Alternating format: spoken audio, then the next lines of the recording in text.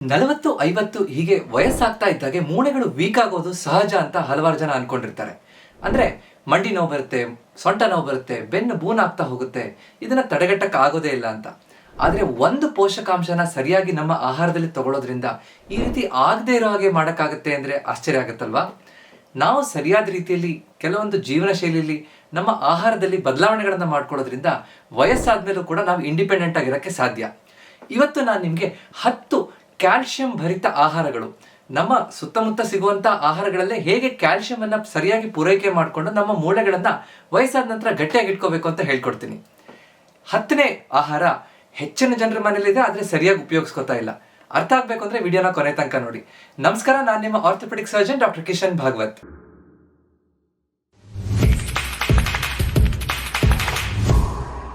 ನಮ್ಮ ದೇಹದಲ್ಲಿರುವಂತಹ ಮೂಳೆ ಮತ್ತು ಹಲ್ಲುಗಳನ್ನು ಗಟ್ಟಿಯಾಗಿಟ್ಕೊಳ್ಳಿಕ್ಕೆ ಮುಖ್ಯವಾದಂತಹ ಮಿನರಲ್ ಕ್ಯಾಲ್ಸಿಯಂ.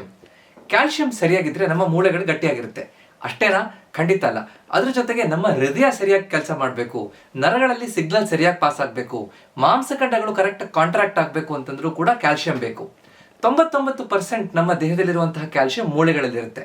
ಅಂದ್ರೆ ಒಂದು ಬಿಲ್ಡಿಂಗ್ ಅಲ್ಲಿ ಹೇಗೆ ಕರೆಕ್ಟ್ ಆಗಿ ಬಿಲ್ಡಿಂಗ್ ಬ್ಲಾಕ್ ಅಂದ್ರೆ ಇಟ್ಟಿಗೆ ಎಲ್ಲ ಬೇಕಾಗುತ್ತೋ, ಕಲ್ಲು ಬೇಕಾಗುತ್ತೋ, ಅದೇ ರೀತಿ ಸಿಮೆಂಟ್ ಕೆಲಸ ಹೇಗೆ ಕರೆಕ್ಟ್ ಆಗಿ ಆ ಕಲ್ಲುಗಳನ್ನು ಹಿಡಿದಿಡುವಂತಹ ಕೆಲಸ ಮಾಡುತ್ತೋ, ಅದೇ ರೀತಿ ದೇಹದಲ್ಲಿ ಮೂಳೆಗಳಲ್ಲಿ ಕ್ಯಾಲ್ಸಿಯಂ ನಮ್ಮ ಮೂಳೆಗಳನ್ನ ಗಟ್ಟಿಯಾಗಿ ಇಟ್ಕೊಳ್ಳೋ ರೀತಿಯಲ್ಲಿ ಆ ಕೆಲಸ ಮಾಡುತ್ತೆ. ಅಂದ್ರೆ ಹೇಗೆ ಸಿಮೆಂಟ್ ಬೇಕೋ ಒಂದು ಬಿಲ್ಡಿಂಗ್ ಗಟ್ಟಿಯಾಗಿರ್ಲಿಕ್ಕೆ, ಕ್ಯಾಲ್ಸಿಯಂ ಅದೇ ತರ ಬೇಕು. ಬಿಲ್ಡಿಂಗ್ ವೀಕ್ ಆಗ್ತಾ ಇದ್ದಾಗ ಅಂದ್ರೆ ಸರಿಯಾಗಿ ಸಿಮೆಂಟ್ ಇಲ್ಲ, ಸರಿಯಾಗಿ ಸಿಮೆಂಟ್ ಹಾಕ್ಲಿಲ್ಲ ಅಂತಂದ್ರೆ ಆ ಬಿಲ್ಡಿಂಗ್ ವೀಕ್ ಆಗ್ತಾ ಬಂದ್ಬಿಡುತ್ತೆ, ಕ್ರ್ಯಾಕ್ ಬಂದ್ಬಿಡುತ್ತೆ. ಅದೇ ರೀತಿ ವಯಸ್ಸಾಗ್ತಾ ಇದ್ದಾಗೆ 40 ವರ್ಷ, 50 ವರ್ಷ, 60 ವರ್ಷ ಆಗ್ತಾ ಇದ್ದಾಗೆ ಆ ಕ್ಯಾಲ್ಸಿಯಂ ಕಡಿಮೆ ಆಗ್ತಾ ಇದ್ದಾಗೆ ನಾವು ಸರಿಯಾಗಿ ನಮ್ಮ ಆಹಾರದಲ್ಲಿ ಕ್ಯಾಲ್ಸಿಯಂ ಅನ್ನ ತಗೋತಾ ಇಲ್ಲ, ನಮ್ಮ ಬ್ಯಾಂಕ್ ಅಕೌಂಟ್ ಅಲ್ಲಿ ಕರೆಕ್ಟ್ ಆಗಿ ಕ್ಯಾಲ್ಸಿಯಂ ಅನ್ನ ದಿನ ಡೆಪಾಸಿಟ್ ಮಾಡ್ತಾ ಇಲ್ಲ ಅಂತಂದ್ರೆ ನಮ್ಮ ಬ್ಯಾಂಕ್ ಅಕೌಂಟ್ ಅಲ್ಲಿ ಇರುವಂತ ಕ್ಯಾಲ್ಸಿಯಂ ಖರ್ಚಾಗ್ತಾ ಹೋಗುತ್ತೆ.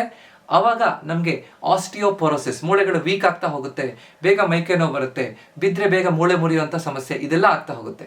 ಇದನ್ನ always prevention is better than cure ಅಂತ ಹೇಳ್ತೀವಿ. ಈ ತರ ತೊಂದರೆ ಆಗೋಕ್ಕಿಂತ ಮೊದಲೇ ಅದನ್ನ ತಡೆಗಟ್ಟೋದು ಸರಿ, ಅದು ಒಳ್ಳೇದು, ಅದು ನಮ್ಮ ಆಹಾರದಿಂದ ಸಾಧ್ಯ. ಅದು ಹೇಗೆ? ಯಾವ 10 ಆಹಾರಗಳಲ್ಲಿ ನಮ್ಗೆ ಸರಿಯಾಗಿ ಚೆನ್ನಾಗಿ ಕ್ಯಾಲ್ಸಿಯಂ ಸಿಗುತ್ತೆ ನೋಡ್ತಾ ಹೋಗೋಣ. 10ರಿಂದ 1ನೇ ಆಹಾರ ತನಕ ನಾನು ಹೇಳ್ತಾ ಹೋಗ್ತೀನಿ. ಮೊದಲು 10ನೇದು ರಾಗಿ. ನಮ್ಮ ಈ ಕರ್ನಾಟಕ, ದಕ್ಷಿಣ ಭಾರತದ ಆಹಾರ ಶೈಲಿಯಲ್ಲಿ ರಾಗಿಯನ್ನ ನಾವು ಹೆಚ್ಚು ಬಳಸ್ತಾ ಹೋಗ್ತೀವಿ. ರಾಗಿ ಬೇರೆ ಎಲ್ಲಾ ಧಾನ್ಯಗಳಿಗಿಂತ ಹೆಚ್ಚು ಕ್ಯಾಲ್ಸಿಯಂ ಯುಕ್ತ ಆ ಧಾನ್ಯ ಅಂತ ಹೇಳ್ಬೋದು. ಈ ರಾಗಿಯನ್ನ ನಾವು ಪ್ರತಿದಿನ ಬಳಸ್ಲಿಕ್ಕೆ ಆಗದೆ ಇದ್ರು ವಾರದಲ್ಲಿ 3-4 ಸಲ ಆದ್ರೂ ಬಳಸುವಂತ ಅಭ್ಯಾಸ ಇಟ್ಕೊಂಡ್ರೆ ಬಹಳ ಒಳ್ಳೇದು. ಹಲವಾರು ಮನೆಗಳಲ್ಲಿ ಪ್ರತಿದಿನ ರಾಗಿ ಮುದ್ದೆ ಮಾಡೋದು, ರಾಗಿ ದೋಸೆ, ರಾಗಿ ಅಂಬ್ಲಿ, ಈ ತರ ಒಂದಲ್ಲ ಒಂದು ಪದಾರ್ಥ ಮಾಡೋದ್ರಿಂದ ಬಹಳ ಚೆನ್ನಾಗಿ ಅನುಕೂಲ ಆಗ್ತಾ ಹೋಗುತ್ತೆ. ಸೊ ಬೆಳೆಯೋ ಮಕ್ಕಳಿಂದ ಹಿಡಿದು ಗರ್ಭಿಣಿ ಹೆಂಗಸರಿಗೆ, ವಯಸ್ಸಾದವರಿಗೆ ಬಹಳ ಮುಖ್ಯವಾಗಿ ರಾಗಿ ಬಹಳ ಉಪಯುಕ್ತವಾದಂತಹ ಆಹಾರ. ಬಹಳ ಚೆನ್ನಾಗಿ ನಮಗೆ ಪಚನ ಕ್ರಿಯೆ ಚೆನ್ನಾಗಾಗುತ್ತೆ, ಸರಿಯಾಗಿ ಬೇಗ ಡೈಜೆಸ್ಟ್ ಆಗುತ್ತೆ. ಅದೇ ಜೊತೆಗೆ ಕ್ಯಾಲ್ಸಿಯಂ ಬಹಳ ಚೆನ್ನಾಗಿ ನಮಗೆ ಸಿಗುತ್ತೆ. ಸೊ ರಾಗಿಯ ಒಂದು ಪದಾರ್ಥವನ್ನಾದ್ರೂ ವಾರದಲ್ಲಿ 4 ದಿನ ಆದರೆ ಪ್ರತಿದಿನ ಆದ್ರೂ ಉಪಯೋಗಿಸೋದ್ರಿಂದ ನಮಗೆ ಬಹಳ ಅನುಕೂಲ ಆಗುತ್ತೆ. ಸೊ ರಾಗಿ ಬಹಳ ಮುಖ್ಯ. 9ನೇದು ಎಳ್ಳು. ಎಳ್ಳಲ್ಲಿ ಕ್ಯಾಲ್ಸಿಯಂ ಇರುತ್ತೆ ಅಂದ್ರೆ ಹಲವಾರು ಜನರಿಗೆ ಗೊತ್ತೇ ಇರೋದಿಲ್ಲ. ಎಳ್ಳಿನ ಉಂಡೆ ಮಾಡಿಕೊಂಡು ಎಳ್ಳಿನ ಚಟ್ನಿ ಮಾಡ್ಬೋದು, ನಾವು ಸಲಾಡ್ಗೆ ಎಳ್ಳನ್ನ ಸ್ಪ್ರಿಂಕಲ್ ಮಾಡಿಕೊಂಡು ಆ ಥರ ಅದನ್ನು ತಗೋಬಹುದು. ಸೊ ಎಳ್ಳಲ್ಲಿ ಕ್ಯಾಲ್ಸಿಯಂ ಇರುತ್ತೆ, ಜೊತೆಗೆ ಮೆಗ್ನೀಷಿಯಂ ಇರುತ್ತೆ, ಬೇರೆ ಕೆಲವೊಂದಿಷ್ಟು ಖನಿಜಾಂಶಗಳು ಕೂಡ ಇರುತ್ತೆ. ಸೊ ಇದರಿಂದ ನಮ್ಮ ಮೂಳೆ ಮಾಂಸಖಂಡಗಳಿಗೆ ಗಟ್ಟಿಯಾಗಲಿಕ್ಕೆ ಅನುಕೂಲ ಆಗ್ತಾ ಹೋಗುತ್ತೆ. ಸೊ ಈ ರಾಗಿ ಎಳ್ಳನ್ನ ನಮ್ಮ ಟ್ರೆಡಿಷನಲ್ ನಮ್ಮ ಆಹಾರದಲ್ಲಿ, ನಮ್ಮ ಅಡುಗೆ ಮನೆಯಲ್ಲಿ ಇದ್ದೇ ಇರುತ್ತೆ. ಅದನ್ನು ನಾವು ಪ್ರತಿದಿನ ಬಳಸ್ತಾ ಇದ್ದೀವಾ, ಸರಿಯಾಗಿ ಬಳಸ್ತಾ ಇದ್ದೀವಾ, ನಾವು ಪ್ರಶ್ನೆ ಮಾಡಿ ನೋಡ್ಕೋಬೇಕು. 8ನೇದು ಮೊಸರು. ಮೊಸರಲ್ಲಿ ಬಹಳ ಚೆನ್ನಾಗಿ ಈ ಕ್ಯಾಲ್ಸಿಯಂ ಚೆನ್ನಾಗಿ ಸಿಗುತ್ತೆ. ಹಾಲಿನ ಪದಾರ್ಥಗಳಲ್ಲಿ ಕ್ಯಾಲ್ಸಿಯಂ ಇರುತ್ತೆ, ಆದರೆ ಮೊಸರಲ್ಲಿ ಪ್ರತಿದಿನ 1 ಕಪ್ ಮೊಸರನ್ನ ತಿನ್ನುವಂತಹ ಅಭ್ಯಾಸ ಪ್ರತಿ ಆಹಾರದ ಜೊತೆಗೂ ನಾವು ತಗೋಬಹುದು. ಅಂದ್ರೆ ಮಧ್ಯಾಹ್ನ ಊಟದ ಜೊತೆ 1 ಕಪ್ ಮೊಸರು, ರಾತ್ರಿ ಊಟದ ಜೊತೆ 1 ಕಪ್ ಮೊಸರು, ಹೀಗೆ 1ರಿಂದ 2 ಕಪ್ ಪ್ರತಿದಿನ ತಗೊಳ್ಳೋದ್ರಿಂದ ನಮಗೆ ಅನುಕೂಲ ಆಗುತ್ತೆ. ಕ್ಯಾಲ್ಸಿಯಂ ಸಿಗುತ್ತೆ, ಅದರ ಜೊತೆಗೆ ಪ್ರೋಟೀನ್ ಸಿಗುತ್ತೆ. ಹಾಗೆ ಅದಕ್ಕೆಲ್ಲಕ್ಕಿಂತ ಮುಖ್ಯ ನಮ್ಮ ಜಠರದ ಆರೋಗ್ಯವನ್ನು ಕಾಪಾಡ್ಕೊಳ್ಳಿಕ್ಕೆ ಪ್ರೋಬಯೋಟಿಕ್ ಸಿಗುತ್ತೆ. ಸೊ ಒಳ್ಳೆಯ ಗಟ್ ಬ್ಯಾಕ್ಟೀರಿಯಾನ ಚೆನ್ನಾಗಿ ಉತ್ತೇಜನ ಕೊಡೋದ್ರಿಂದ ನಾವು ತಿಂದಿರುವಂಥ ಆಹಾರದಲ್ಲಿರುವಂತಹ ಪೋಷಕಾಂಶಗಳು ಚೆನ್ನಾಗಿ ಹೀರ್ಕೊಳ್ಳುತ್ತೆ. ಆಹಾರದಲ್ಲಿ ಕ್ಯಾಲ್ಸಿಯಂ ಇದ್ರೆ ಅದು ಹೀರ್ಕೊಳ್ಳಿಕ್ಕೆ ನಮ್ಮ ಜಠರ ಚೆನ್ನಾಗಿರ್ಬೇಕು. ಸೊ ಆ ಕೆಲಸವನ್ನ ಮೊಸರು ಚೆನ್ನಾಗಿ ಮಾಡುತ್ತೆ. ಅಂದ್ರೆ ನಮ್ಮ ಜಠರವನ್ನ ಚೆನ್ನಾಗಿ ಇಟ್ಕೊಳ್ಳಿಕ್ಕೆ ಒಳ್ಳೆಯ ಗಟ್ ಬ್ಯಾಕ್ಟೀರಿಯಾನ ಉತ್ತೇಜನ ಕೊಡುತ್ತೆ ಅಂತ. ಸೊ ಮೊಸರು ಬಹಳ ಒಳ್ಳೆಯ ಪವರ್ ಪ್ಯಾಕ್ಡ್ ಆಹಾರ ಅಂತ ಹೇಳ್ಬೋದು. ಸೊ ಇದು 8ನೇದು. 7ನೇದು ಪನ್ನೀರ್. ಪನ್ನೀರ್ ತುಂಬಾ ಚೆನ್ನಾಗಿ ಪ್ರೋಟೀನ್ನ ಮೂಲ, ಅದ್ರ ಜೊತೆಗೆ ಕ್ಯಾಲ್ಸಿಯಂ ಕೂಡ ಅದರಲ್ಲಿರುತ್ತೆ. ಸೊ ಸಸ್ಯಾಹಾರಿ ಆಹಾರ ತಗೊಳ್ಳುವಂಥವ್ರಿಗೆ ಮುಖ್ಯವಾಗಿ ಉತ್ತರ ಭಾರತದ ಆಹಾರ ಶೈಲಿಯಲ್ಲಿ ಪನ್ನೀರ್ ತುಂಬ ಹೆಚ್ಚು ಬಳಸ್ತಾ ಹೋಗ್ತಾರೆ. ಈಗಿನ ಕಾಲದಲ್ಲಿ ಪ್ರೋಟೀನ್ ಬೇಕು, ಪ್ರೋಟೀನ್ ಎಲ್ಲಿದೆ ಅಂತ ನಾವು ಎಲ್ಲ ಕಡೆ ಪ್ರಶ್ನೆ ಮಾಡಬೇಕಾದ್ರೆ ಪನ್ನೀರ್ ದಕ್ಷಿಣ ಭಾರತದಲ್ಲೂ ಹೆಚ್ಚಿನ ಚಾಲ್ತಿಯಲ್ಲಿ ಈಗಿದೆ ಅಂತ ಹೇಳಿದ್ರೆ ತಪ್ಪಾಗ್ಲಿಕ್ಕಿಲ್ಲ. ಸೊ ಪ್ರತಿದಿನ ನಮ್ಗೆ ಆಗದೆ ಇದ್ರು ವಾರದಲ್ಲಿ ಒಂದು 2-3 ಸಲ ಆದರೂ ಪನ್ನೀರಿನ ಒಂದು ಪದಾರ್ಥ, ಪನ್ನೀರಿನ ಒಂದು ಪಲ್ಯ ಮಾಡ್ಬೋದು, ಸಾಂಬಾರ್ಗೆ ನಾವು ಪನ್ನೀರ್ ಹಾಕ್ಬೋದು, ಅಥವಾ ಪನ್ನೀರನ್ನು ನಾವು ಸ್ವಲ್ಪ ಬೇಯಿಸ್ಕೊಂಡು ಉಪ್ಪು ಖಾರ ಹಾಕ್ಕೊಂಡು ಸ್ವಲ್ಪ ಬೇಯಿಸ್ಕೊಂಡು ಪನ್ನೀರನ್ನ ತಗೋಬಹುದು. ಸೊ ಪನ್ನೀರಿಂದ ಬೇರೆ ಬೇರೆ ಡಿಶ್ಗಳನ್ನು ಮಾಡುವಂತಹ ಹೊಸ ಟೆಕ್ನಿಕ್ಗಳನ್ನು ಕಲ್ತ್ಕೊಂಡ್ರೆ ಬಹಳ ಚೆನ್ನಾಗಿ ಎಲ್ಲರಿಗೂ ಖುಷಿಯಾಗೋ ರೀತಿಯಲ್ಲಿ ಪನ್ನೀರನ್ನ ಬಳಸ್ಕೊಂಡು ರುಚಿನೂ ಇರುತ್ತೆ, ನಮಗೆ ಆರೋಗ್ಯಕ್ಕೂ ಒಳ್ಳೆಯದಾಗುತ್ತೆ. ಸೊ ಇದರಲ್ಲಿ ಕ್ಯಾಲ್ಶಿಯಂ, ಪ್ರೋಟೀನ್ ಬಹಳ ಚೆನ್ನಾಗಿ ಸಿಗುತ್ತೆ. ಇದು ನಾವು ತಗೋಬೇಕಾಗಿರುವಂತಹ 7ನೇದು. 6ನೇ ಆಹಾರ ಎಲ್ಲಕ್ಕಿಂತ ಸೂಪರ್ ಫುಡ್ ಅಂತ ನಾವು ಅನ್ಕೊಂಡಿರುವಂತಹ ಮಿಲ್ಕ್, ಅಂದರೆ ಹಾಲು ಒಂದೇ ಕ್ಯಾಲ್ಶಿಯಂನ ಮೂಲ ಅಂತ ಹಲವಾರು ಜನರಿಗೆ ತಪ್ಪು ಕಲ್ಪನೆ ಇರುತ್ತೆ. ಸೊ ಹಾಲಲ್ಲಿ ಬಹಳ ಚೆನ್ನಾಗಿ ಕ್ಯಾಲ್ಶಿಯಂ ಇರುತ್ತೆ. ಬೆಳೆಯೋ ಮಕ್ಕಳು, ವಯಸ್ಸಾದವರು 1-2 ಲೋಟ ಹಾಲನ್ನು ಪ್ರತಿದಿನ ಕುಡಿಲೇಬೇಕು ಅಂತ ಹೇಳ್ತೀವಿ. ಇದು ವೈಜ್ಞಾನಿಕವಾಗಿ ನಮ್ಮ ಕಂಪ್ಲೀಟ್ ಫುಡ್ ಅಂತ, ಅಂದರೆ ಎಲ್ಲ ರೀತಿಯಾದಂತಹ ಪೋಷಕಾಂಶಗಳು ಬೆಳೆಯೋ ಮಕ್ಕಳಿಗೆ, ಅದೇ ರೀತಿ ವಯಸ್ಸಾದ ನಂತರ ಕೂಡ ನಮ್ಮ ಹಲವಾರು ಪೋಷಕಾಂಶಗಳನ್ನು, ಮೂಳೆ, ಮಾಂಸಖಂಡ ಎಲ್ಲವನ್ನು ಗಟ್ಟಿಯಾಗಿ ಇಟ್ಕೊಳ್ಳಿಕ್ಕೆ ಹಾಲು ಬಹಳ ಉಪಯುಕ್ತ.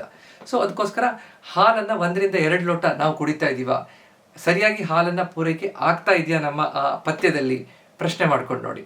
ಇದು 6ನೇ ಸೂಪರ್ ಫುಡ್. 5ನೇದು ಬಾದಾಮಲ್ಲಿ ಕ್ಯಾಲ್ಶಿಯಂ ಇರುತ್ತೆ, ಅದರ ಜೊತೆಗೆ ಬೇಕಾಗಿರುವಂತಹ ಮ್ಯಾಗ್ನೀಷಿಯಂ ಮತ್ತು ಹೆಲ್ದಿ ಫ್ಯಾಟ್ಸ್, ಅಂದರೆ ಆರೋಗ್ಯಕ್ಕೆ ಬೇಕಾಗಿರುವಂತಹ ಒಳ್ಳೆಯ ಕೊಬ್ಬಿನಾಂಶ ಕೂಡ ಈ ಬಾದಾಮಲ್ಲಿರುತ್ತೆ. ಸೊ ಒಂದು 4-5 ಬಾದಾಮನ್ನು ಪ್ರತಿದಿನ ರಾತ್ರಿ ನಾವು ನೀರಲ್ಲಿ ನೆನೆ ಹಾಕಿ ಮಾರನೇ ದಿನ ಸಿಪ್ಪೆ ಸುಲಿದು ತಿನ್ನೋದ್ರಿಂದ ಬಹಳ ಚೆನ್ನಾಗಿ ನಮಗೆ ಈ ಕ್ಯಾಲ್ಶಿಯಂ, ಬೇಕಾಗಿರುವಂತಹ ಮೆಗ್ನೀಷಿಯಂ, ಕೆಲವೊಂದಿಷ್ಟು ಮೈಕ್ರೋ ನ್ಯೂಟ್ರಿಯೆಂಟ್ಸ್, ಅಂದರೆ ನಮ್ಮ ವಿಟಮಿನ್ಸ್, ಮಿನರಲ್ಸ್ಗಳೆಲ್ಲ ಬಹಳ ಚೆನ್ನಾಗಿ ಈ ಡ್ರೈ ಫ್ರೂಟ್ಸ್ಗಳಲ್ಲಿರುತ್ತೆ. ಅದರಲ್ಲೂ ಮುಖ್ಯವಾಗಿ ಕ್ಯಾಲ್ಶಿಯಂನ ಮೂಲ ಬಾದಾಮ್ ಅಂತ. ಸೊ ಬಾದಾಮ್ ತಿನ್ನೋದ್ರಿಂದ ನಮಗೆ ಹಲವಾರು ಆರೋಗ್ಯಕ್ಕೆ ಒಳ್ಳೆಯ ಬೆನಿಫಿಟ್ಸ್ ಇರುತ್ತೆ ಅಂತ ಅನ್ಕೋಬಹುದು. ಇದು 5ನೇದು. ನೆಕ್ಸ್ಟ್ 4ನೇದು ಸೋಯಾ ಪ್ರಾಡಕ್ಟ್ಸ್ ಅನ್ನುವಂಥದ್ದು ಹೆಚ್ಚಿನ ಜನರಿಗೆ ಗೊತ್ತಿರೋದಿಲ್ಲ. ಸೋಯಾ ಪ್ರಾಡಕ್ಟ್ಸ್ ಇಂದ ಬಹಳ ಚೆನ್ನಾಗಿ ನಮಗೆ ಪ್ರೋಟೀನ್ ಕೂಡ ಸಿಗುತ್ತೆ, ಸಸ್ಯಾಹಾರಿ ಮೂಲದಿಂದ ಸಿಗುವಂತಹ ಪ್ರೋಟೀನ್. ಇದರಲ್ಲೂ ಕೂಡ ಬಹಳ ಚೆನ್ನಾಗಿ ಕ್ಯಾಲ್ಶಿಯಂ ಇರುತ್ತೆ. ಅಂದರೆ ಈ ಸೋಯಾ ಪ್ರಾಡಕ್ಟ್ಸ್ ಅಂತಂದರೆ ಸೋಯಾ ಚಂಕ್ಸ್ ಆಗಿರಬಹುದು, ಸೋಯಾ ಮಿಲ್ಕ್ ಆಗಿರ್ಬೋದು, ಸೋಯಾ ಇರುವಂತಹ ಬೇರೆ ಬೇರೆ ಪ್ರಾಡಕ್ಟ್ಸ್ಗಳು. ಅದರ ಜೊತೆಗೆ ಟೋಫು ಅಂತ ಮಾಡ್ತಾರೆ, ಅದರಲ್ಲೂ ಪ್ರೋಟೀನ್ ಇರುತ್ತೆ, ಕ್ಯಾಲ್ಶಿಯಂ ಇರುತ್ತೆ. ಸೊ ಇದನ್ನು ಕರೆಕ್ಟಾಗಿ ಈ ಸಸ್ಯಾಹಾರಿ ಮೂಲದ ಪ್ರೋಟೀನ್ನ ಪೂರೈಕೆ ಸರಿಯಾಗಿ ಆಗಬೇಕು ಅಂತಂದವರು ಸೋಯಾ ಪ್ರಾಡಕ್ಟ್ಸನ್ನು ಬಹಳ ಚೆನ್ನಾಗಿ ಉಪಯೋಗಿಸ್ಕೋಬೋದು. ಸೋಯಾ ಚಂಕ್ಸನ್ನು ನಾವು ಸ್ವಲ್ಪ ಬೇಯಿಸ್ಕೊಂಡು ತಿನ್ನುವಂಥದ್ದು, ಸಾಂಬಾರ್ಗೆ ಹಾಕ್ಕೊಂಡು ತಿನ್ನುವಂಥದ್ದು, ಸೋಯಾ ಮಿಲ್ಕ್ ಉಪಯೋಗಿಸುವಂಥದ್ದು. ಸೋಯಾ ಪ್ರೋಟೀನ್ ಬಹಳ ಚೆನ್ನಾಗಿ ಪ್ರೋಟೀನು ಸಿಗುತ್ತೆ, ಕ್ಯಾಲ್ಶಿಯಂ ಕೂಡ ಸಿಗುತ್ತೆ. ಇದು 4ನೇ ಮುಖ್ಯವಾದಂತಹ ಮೂಲ. 3ನೇದು ಹಸಿರು ಸೊಪ್ಪುಗಳಲ್ಲಿ ಈ ಪಾಲಕ್ ಸೊಪ್ಪು, ಹರವೆ ಸೊಪ್ಪು, ಸಬ್ಬಸಿಗೆ ಸೊಪ್ಪು, ಕೊತ್ತಂಬರಿ ಸೊಪ್ಪು, ಎಲ್ಲ ರೀತಿಯಾದಂಥ ಹಸಿರು ಸೊಪ್ಪುಗಳಲ್ಲಿ ಕ್ಯಾಲ್ಶಿಯಂ ಇರುತ್ತೆ. ಹೆಚ್ಚಿನ ಜನರಿಗೆ ಇದು ಗೊತ್ತಿರಲ್ಲ. ಸೊ ಪ್ರತಿದಿನ ಒಂದು ಸೊಪ್ಪಿನ ಪದಾರ್ಥ ಮಾಡೋದ್ರಿಂದ ಕೇವಲ ಕ್ಯಾಲ್ಶಿಯಂ ಅಷ್ಟೇ ಅಲ್ಲ, ಸೊಪ್ಪಲ್ಲಿ ಹಲವಾರು ರೀತಿಯಾದಂತಹ ವಿಟಮಿನ್ಸ್ಗಳು ಸಿಗುತ್ತೆ, ಆಂಟಿ ಆಕ್ಸಿಡೆಂಟ್ಸ್ಗಳು ಸಿಗುತ್ತೆ. ಅಂದರೆ ನಮ್ಮ ದೇಹದಲ್ಲಿ ರಿಪೇರ್ ಮೆಕ್ಯಾನಿಸಮ್, ಅಂದರೆ ಪ್ರತಿದಿನ ಹೊಸ ಕೋಶಗಳು ಬೆಳೀತಾ ಇರುತ್ತೆ, ಹಳೆ ಕೋಶಗಳು ಸಾಯ್ತಾ ಇರುತ್ತೆ. ಆವಾಗ ಹಲವಾರು ರೀತಿಯಾದಂತಹ ತೊಂದರೆಗಳಾಗ್ತಾ ಇರ್ಬೋದು. ಆ ಆಕ್ಸಿಡೇಟಿವ್ ಸ್ಟ್ರೆಸ್ ಇರುತ್ತೆ, ಉರಿಯೂತ ಕಡಿಮೆ ಮಾಡಲಿಕ್ಕೆ ಇದೆಲ್ಲದಕ್ಕೂ ಬಹಳ ಚೆನ್ನಾಗಿ ಹಸಿರು ಸೊಪ್ಪುಗಳಲ್ಲಿರುವಂತಹ ಮೈಕ್ರೋ ನ್ಯೂಟ್ರಿಯೆಂಟ್ಸ್ ಹೆಲ್ಪ್ ಮಾಡುತ್ತೆ. ಸೊ ಇದರಲ್ಲಿರುವಂತಹ ಕ್ಯಾಲ್ಶಿಯಂ ಕೂಡ ನಮ್ಮ ಮೂಳೆಗಳನ್ನು, ಮಾಂಸಖಂಡಗಳನ್ನು ಗಟ್ಟಿಯಾಗಿಟ್ಕೊಳ್ಳಿಕ್ಕೆ ಅನುಕೂಲ ಮಾಡಿಕೊಡುತ್ತೆ.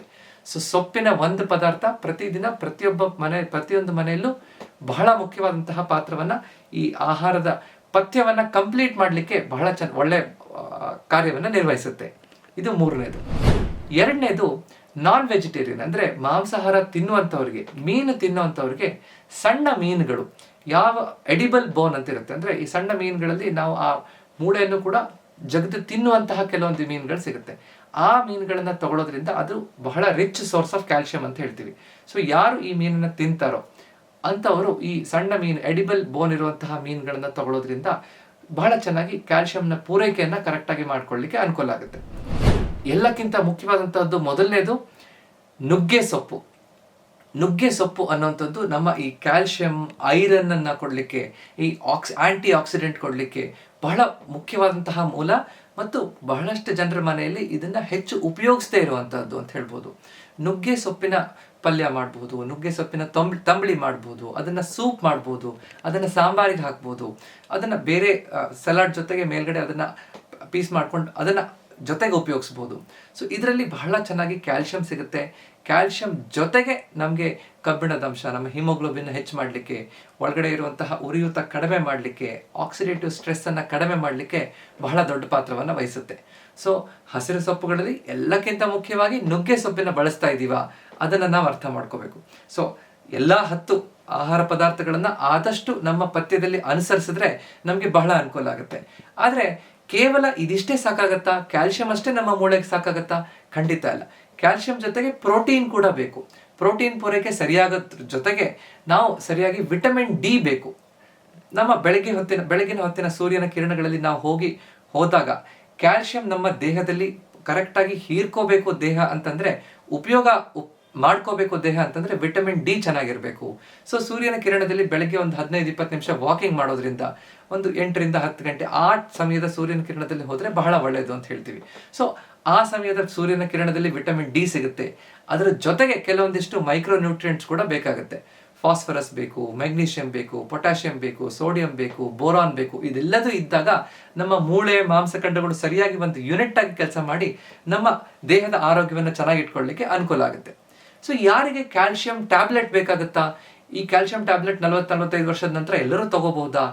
ಇದ್ರ ಬಗ್ಗೆ ನಾನು ಡೀಟೇಲ್ಡ್ ಆಗಿ ಒಂದು ವಿಡಿಯೋ ಮಾಡಿದ್ದೀನಿ. ಈ ವಿಡಿಯೋದನ್ನ ನೀವು ನೋಡ್ಕೋಬಹುದು.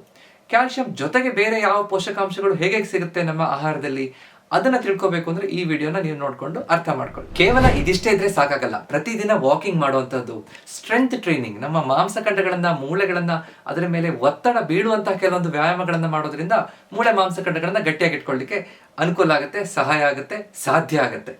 ಸೊ ಇದ್ರ ಜೊತೆಗೆ ನಾವು ಬಹಳ ಮುಖ್ಯವಾದಂತಹ ಒಂದು ವಿಷಯವನ್ನು ಅರ್ಥ ಮಾಡ್ಕೋಬೇಕು. ಇಷ್ಟೆಲ್ಲ ಆಹಾರದ ಕ್ಯಾಲ್ಶಿಯಂ ಎಲ್ಲ ಬೇಕು ಅಂತ ಹೇಳೋದು ಯಾಕೆ? ನಮ್ಮ ಮೂಳೆಗಳು ಗಟ್ಟಿ ಆಗಬೇಕು ಅಂತ. ಕೇವಲ ನಾನು ಮುಂದೆ ವಯಸ್ಸಾದ ನಂತರ ಫ್ರಾಕ್ಚರ್ ಆಗಬಾರ್ದು ಅಂತ ಅಷ್ಟೇನಾ? ಖಂಡಿತ ಅಲ್ಲ. ವಯಸ್ಸಾದ ನಂತರ ನನ್ನ ಮೂಳೆಗಳು ಗಟ್ಟಿಯಾಗಿದ್ದಾಗ ನಾನು ಇಂಡಿಪೆಂಡೆಂಟ್ ಆಗಿರ್ಬೋದು. ಬೇರೆಯವ್ರ ಮೇಲೆ ಡಿಪೆಂಡ್ ಆಗದೆ ನನ್ನ ಜೀವನವನ್ನ ಕೊನೆ ತನಕ ಇರಲಿಕ್ಕೆ ಸಾಧ್ಯ ಆಗುತ್ತೆ. ಅದ್ರ ಜೊತೆಗೆ ನಮ್ಮ ಮೊಮ್ಮಕ್ಕಳ ಜೊತೆ ಖುಷಿಯಿಂದ ಆಡ್ಬೋದು. ಎಲ್ಲರ ಜೊತೆ ನಾವು ಕೂಡ ಆಕ್ಟಿವ್ ಆಗಿ ಜೀವನವನ್ನ ಸಾಗಿಸ್ಬೇಕು ಅಂತಂದ್ರೆ ಕ್ಯಾಲ್ಶಿಯಂ ಬಹಳ ಮುಖ್ಯ. ಮೂಳೆಗಳು ಗಟ್ಟಿಯಾಗಿರ್ಬೇಕು, ಖುಷಿಯಿಂದ ಇರುವಂಥದ್ದು ಮುಖ್ಯ. ಸೊ ಒಂದೊಂದು ನೀವು ತಗೋತಾ ಇರುವಂತಹ ಒಳ್ಳೆಯ ಆಹಾರ, ಪ್ರತಿದಿನ ನೀವು ಮಾಡ್ತಾ ಇರುವಂತಹ ಆಹಾರದ ಆಯ್ಕೆ ನಿಮ್ಮ ಒಳ್ಳೆಯ ಆಹಾರದ ಕಡೆಗೆ, ನಿಮ್ಮ ಒಳ್ಳೆಯ ಆರೋಗ್ಯದ ಕಡೆಗೆ, ನಿಮ್ಮ ಗಟ್ಟಿಯಾದ ಮೂಳೆಗಳ ಕಡೆಗೆ ನೀವು ಮಾಡ್ತಾ ಇರುವಂತಹ ಇನ್ವೆಸ್ಟ್ಮೆಂಟ್. ಸೊ ನೀವು ಸರಿಯಾಗಿ ಇನ್ವೆಸ್ಟ್ ಮಾಡ್ತಾ ಇದ್ದೀರಾ? ಪ್ರಶ್ನೆ ಮಾಡ್ಕೊಳ್ಳಿ. ಈ ವಿಡಿಯೋ ಇಷ್ಟ ಆಯ್ತು ಅಂದ್ರೆ ದಯವಿಟ್ಟು ಇದನ್ನ ಲೈಕ್ ಮಾಡಿ, ಮತ್ತು ಇದೇ ರೀತಿಯಂತಹ ಹಲವಾರು ವಿಡಿಯೋಗಳನ್ನು ನೋಡಬೇಕು ಅಂದ್ರೆ ನನ್ನ ಚಾನೆಲ್ನ ಸಬ್ಸ್ಕ್ರೈಬ್ ಮಾಡೋದನ್ನ ಮರಿಬೇಡಿ. ನಿಮ್ಮ ಮನೆಯಲ್ಲಿರುವಂತಹ ಎಲ್ಲರಿಗೂ, ನಿಮ್ಮ ಫ್ಯಾಮಿಲಿ ಗ್ರೂಪ್ಗಳಿಗೆ ಈ ವಿಡಿಯೋನ ಶೇರ್ ಮಾಡಿ, ಅವ್ರಿಗೂ ಈ ವಿಷಯ ತಲುಪಲಿ. ಅದ್ರ ಜೊತೆಗೆ ನಿಮ್ಗೆ ಏನಾದರೂ ಮಂಡಿ ನೋವು ಇದೆಯಾ, ಮಂಡಿ ನೋವನ್ನ ಕಡಿಮೆ ಮಾಡ್ಕೋಬೇಕು ಅನ್ನುವಂತಹ ಆ ಕುತೂಹಲ ಇದೆಯಾ, ಆ ತವಕ ಇದೆಯಾ? ಖಂಡಿತ ನಾನು ಅದರ ಬಗ್ಗೆ ಡೀಟೇಲ್ಡ್ ಆಗಿ ನೀ ರೀಸೆಟ್ ಅಂತ ಹೊಸ ಪ್ರೋಗ್ರಾಮ್ ಅನ್ನ ಲಾಂಚ್ ಮಾಡ್ತಾ ಇದ್ದೀನಿ. ಸೊ ನಿಮ್ಗೆ ಇಂಟ್ರೆಸ್ಟ್ ಇದ್ರೆ ನೀ ರೀಸೆಟ್ ಅಂತ ಕಮೆಂಟ್ ಮಾಡಿ, ನಾನು ಅದ್ರ ಬಗ್ಗೆ ಡೀಟೇಲ್ಸ್ ಅನ್ನ ನಿಮ್ಗೆ ಕಳಿಸ್ಕೊಡ್ತೀನಿ. ಇದೇ ರೀತಿಯಂತ ಹೆಚ್ಚಿನ ವಿಡಿಯೋ ನೋಡೋಕೆ ನನ್ನ ಚಾನೆಲ್ನ ಸಬ್ಸ್ಕ್ರೈಬ್ ಮಾಡಿ. ಯಾಕಂದ್ರೆ ನಮ್ಮ ಆರೋಗ್ಯ ನಮ್ಮ ಕೈಲಿದೆ, ಅದನ್ನ ಸರಿಯಾಗಿ ಇಟ್ಕೊಳ್ಳುವಂಥದ್ದು ನಮ್ಮ ಕರ್ತವ್ಯ. ನಮಸ್ಕಾರ.